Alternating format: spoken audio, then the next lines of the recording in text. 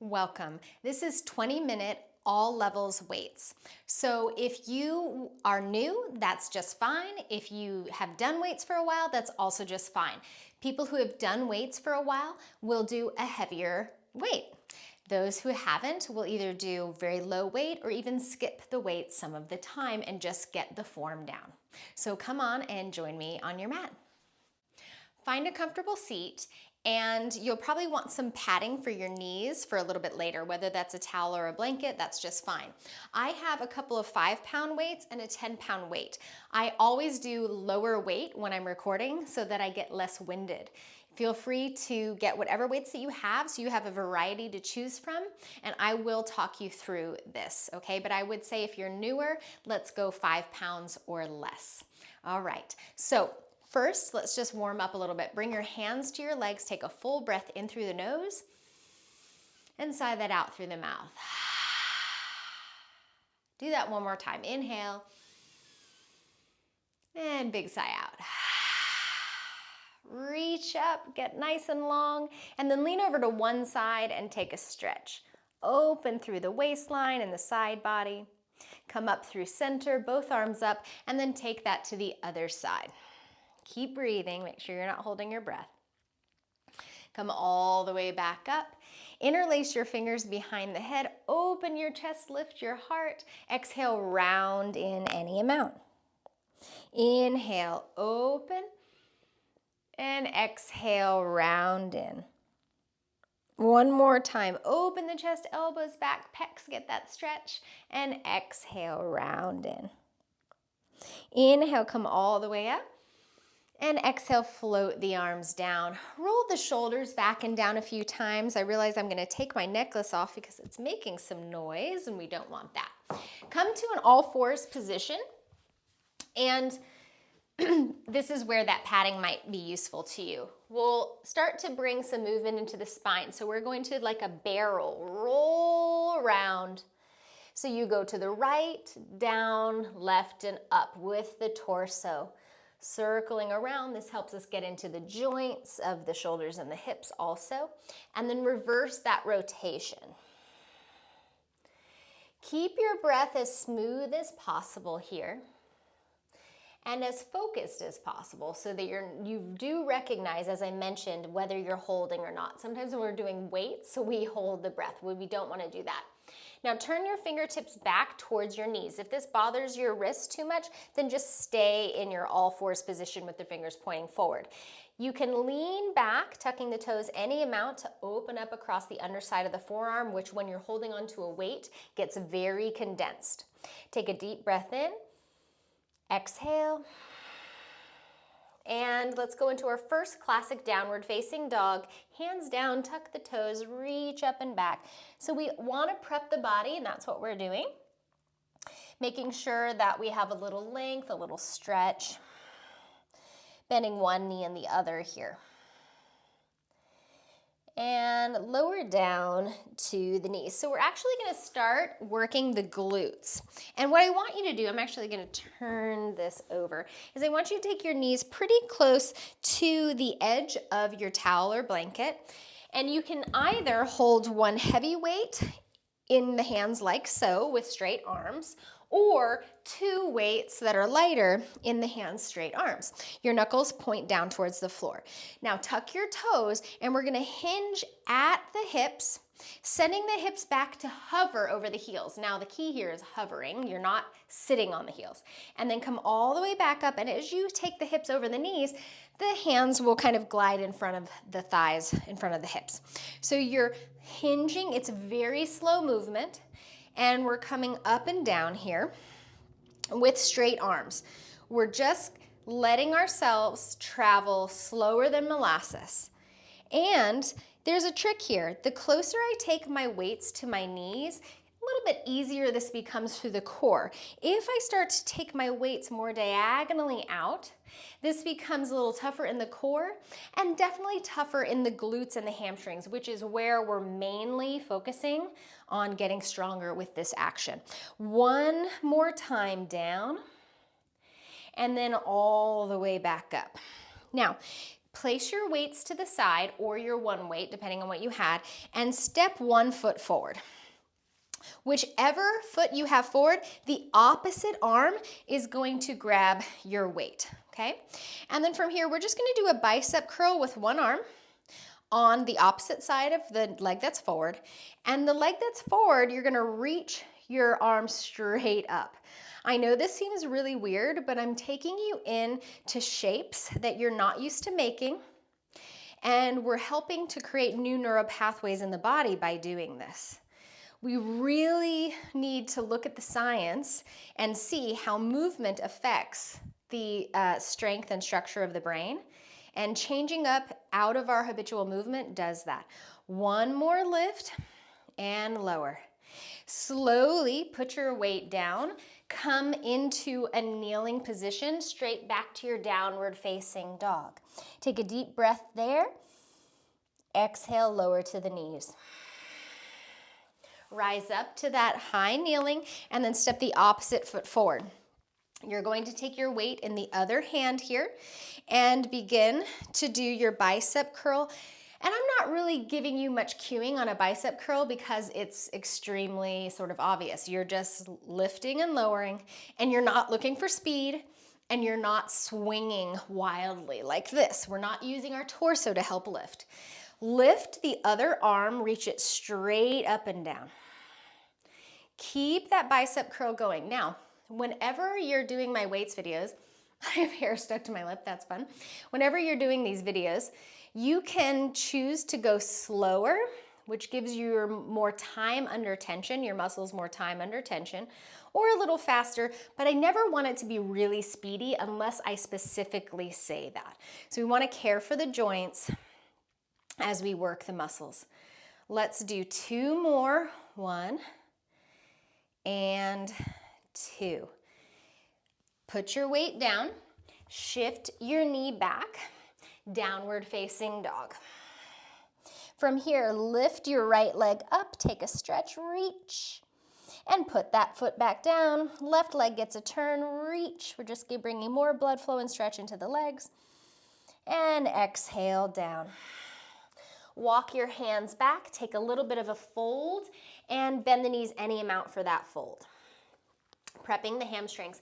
We'll move our blanket or towel out of the way and then do a chair pose all the way up to stand. So arms could be forward or up or down. Come all the way to stand, straightening the legs, and bring your hands to your heart. Deep breath in and shake off the clutter. Okay, so you need either your 2 weights or 1 in each hand, okay? And you can either put your 2 weights together for this or just hold on to 1 weight. All right, completely up to you. We're gonna take this up and we're gonna begin a pretty simple lift and lower. So we're in the triceps. Now, things to look for, I'll show you from the side, is that I don't want you to jet your pelvis forward and condense the glutes a lot. Take the shoulders over the hips, over the feet. And if your knees have a tendency of hyperextending, put a little tiny bend there. Up and down with this, okay? And again, we're not swinging and the elbows aren't coming forward, okay? Just up and down. If you wanna make this more tough, you're going to do a split stance lunge. Doesn't matter which leg you have in front. Bending the back knee to hovering, or you can go into like a warrior 1 high lunge position.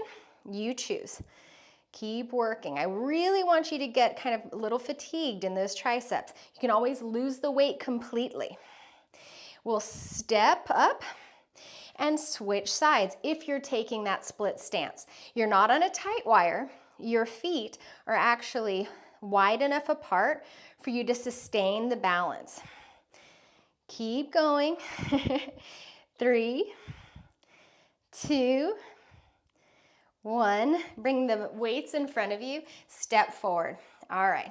And then go ahead and hang your weight down. If you have just 1 weight, I'd like you to place that down and grab 2 weights for this. Bending at the knees will go back into that chair pose, but this time our arms won't be up. They will be diagonally in front. So actually, don't worry about the arms for now. Just find your chair pose. You're not overreaching or over tucking. Hinge at the hips Evenly distribute the weight across the feet, big toe ball joint, pinky toe ball joint in the middle of the heel. Now reach diagonally, and we're gonna start to drag our shoulder blades onto our back, working through the lats, working through the back body. Now, you wanna make sure that when you do a back bend, you don't lose the belly. So right above the pubic bone, put a little more activity, and you might even elongate the lumbar a little bit more to feel a little more support through the low abdominals and the deep abdominals as we take this row. And you're not taking the arms on this one out to the side. We'll do that later. We're taking the inner upper arms right alongside of us as the elbows reach back. 3, 2, and 1. Go ahead and come up to standing here. Pause, deep breath in, and sigh that out. All right, turning now and coming into a goddess squat. So that means external rotation on both hips. And you want to make sure your toes aren't turned too far out to the sides. So make sure you can balance. Only go to the depth that feels good in your hips and in your low back. And we'll start with the arms down. You can stay with the arms down, or you can do a lift here. So this is for the shoulders. We don't see this one as much as we see something like a shoulder press. This is a little bit more of a pull action. And I want you to watch for how fast you lower. So I don't want you to go slow up and then drop. I'd like you to go slow up and slow down. Slow up and slow down. So we're working the legs even more because we're holding on to weight. This is like whatever amount your weight is, you're that much heavier, and your legs have to hold that. So we're getting more bang for our buck. 1 and 2, and straighten the legs. Whew. Shake out the hips a little bit. Now, for the shoulder press, which we are going to, which I just showed you, you can either turn your toes forward, keep a wider stance, or take the legs closer together for your shoulder press, or you can do your shoulder press, you guessed it, in your goddess squat. I'm gonna go ahead and choose the goddess squat. I really wanna work my legs a lot today. And then this is taking the elbows out to the sides and up. So you can let the weights come close together. They don't have to touch, but you are going for fully straight arms and about a 90-degree bend. And you can kind of look to the side and see where you are. Really making sure, again, that there's control here. If ever you've lost control, you put the weights down and you continue the action and you wake up the muscles and add a little bit of that slower movement. 3, 2, and 1. Lower the weights down in front of you, straighten the legs if you were in the goddess squat, turn the toes in, and we'll walk in or heel toe in and come into a mountain pose. Just hang the weights down. So what we're doing now is just tractioning the arms a little bit, letting the weights do the work, softening at the neck and the trapezius. So softening behind kind of the diagonals of the neck, relax the jaw. Deep breath in and sigh that out. All right. So earlier I mentioned that we were taking our rows next to our body and we weren't coming out to the side. This time we are coming out to the side, so it's a little bit different. We're doing the same seated chair. So sitting back, right? And then from here, you turn the knuckles forward, your knuckles sort of face down towards the floor, underside of your forearm facing you, not overreaching, not over tucking, find support. And then we're going to take these arms out to the side. So elbows are bending 90 degrees, and then you're reaching those weights forward to arms straight at a diagonal. So it's different if I put the weights right in front of my knees. I want to reach them more forward and diagonal on this. And getting those shoulder blades closer together.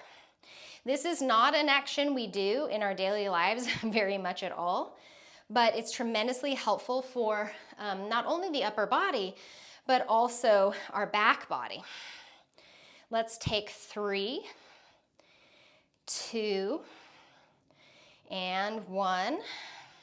Straighten the legs, traction, just like let the arms come down, traction the arms and the shoulders. Deep breath in. And sigh out.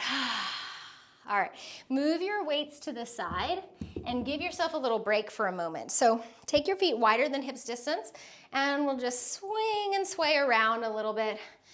Let everything be less structured and let it go. And then we'll take one arm. I like to kind of split my stance and rock back and forth and circle through the pecs in the arm. And then other way. I'm going in external rotation rather than taking the arm forward. I'm taking the arm back. That just feels better because what I usually do is forward, driving, texting, that kind of stuff. You can do whatever feels good, just as long as you're opening and it feels safe. And shake it all out. Okay, you need one weight for this one. And again, the weight that you're choosing is up to you. You can, if you're feeling strong today, go for a bit of a heavier weight, okay? So you're going to find that weight. And we're going to do a little bit of a split stance. Actually, let's hold off. I want you to get a little cellular memory on this first with the feet side by side. So feet are side by side, and they're sitting bone at least distance apart. Arms are straight, hinge back at the hips, and you're gonna now lower that weight in front of the feet or in front of the ankles or shins or wherever it's attainable for you, and come all the way back up. Hinging the hips back, really working into those glutes and quads, and coming all the way back up. Try to keep your legs train tracked in alignment as you come up and down here.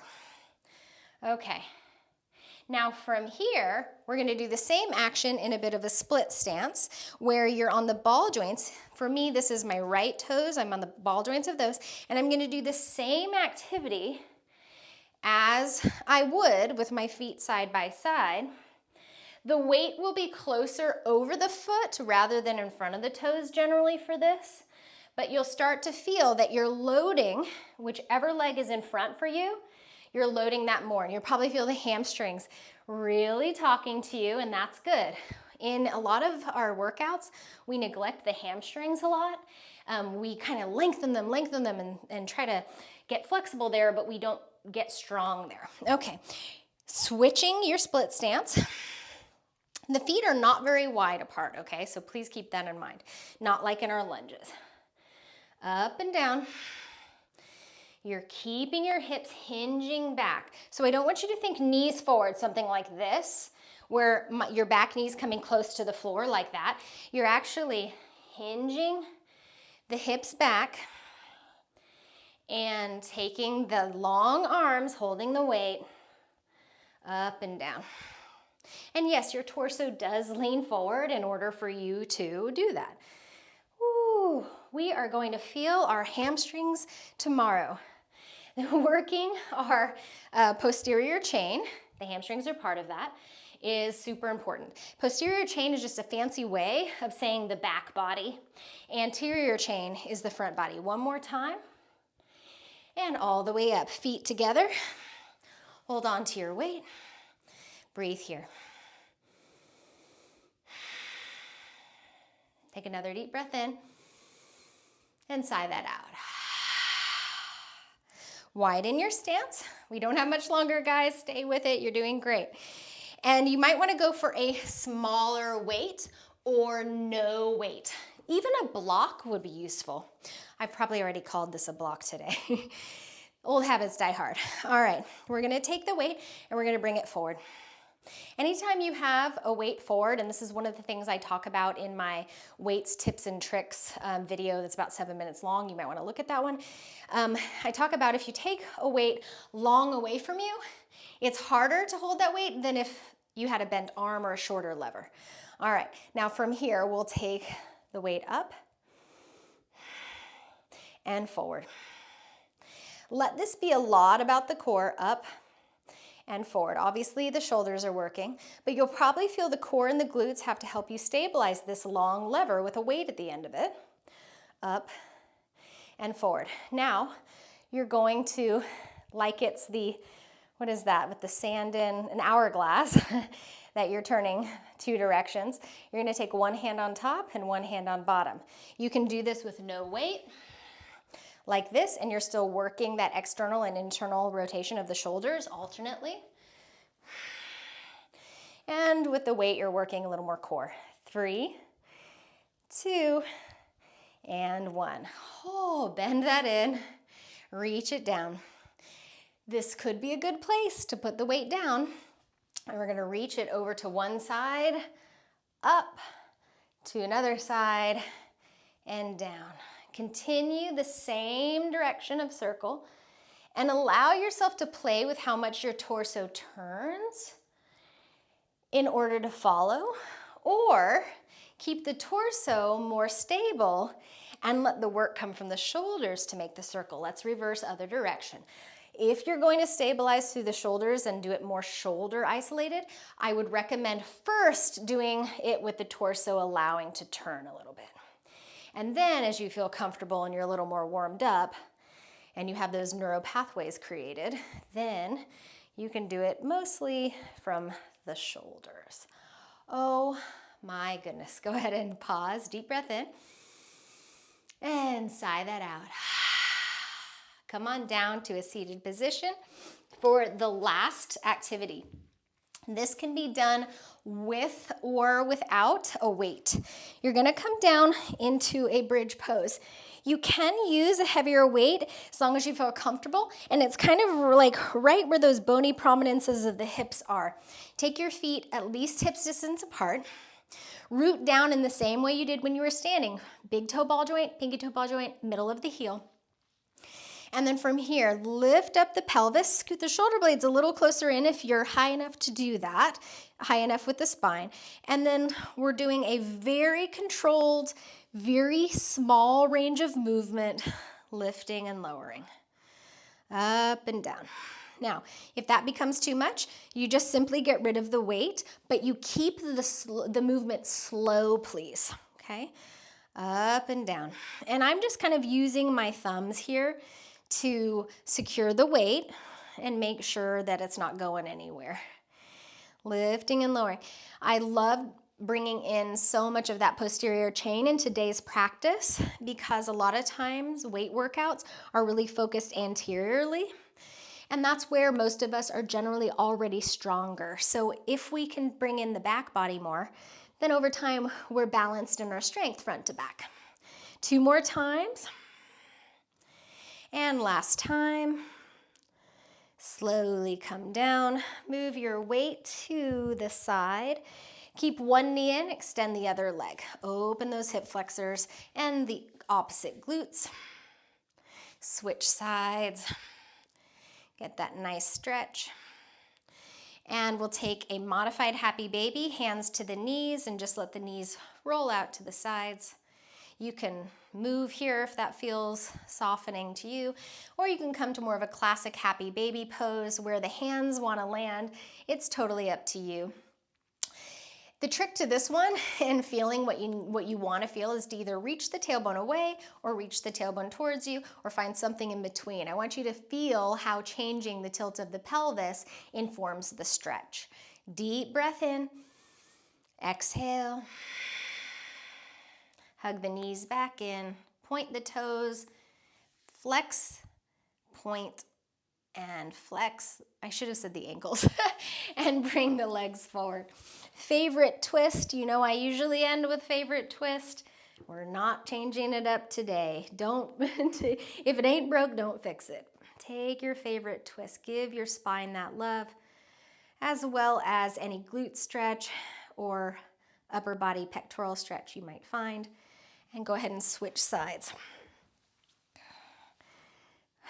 So most of my weights videos are not under the beginner section, but I want you to know that that doesn't mean that beginners can't do them. It means that I want you to work up to it. So even if you choose one of those videos, come back to center. Use no weight to begin or a very small amount of weight. And setting up for Shavasana. Legs can be forward or legs up the wall, maybe knees bent or something underneath the knees. Place your hands on your belly. Take a deep breath in. Sigh out. Take your hands over your solar plexus, kind of that center point. Inhale. Sigh that out. Over the heart, inhale.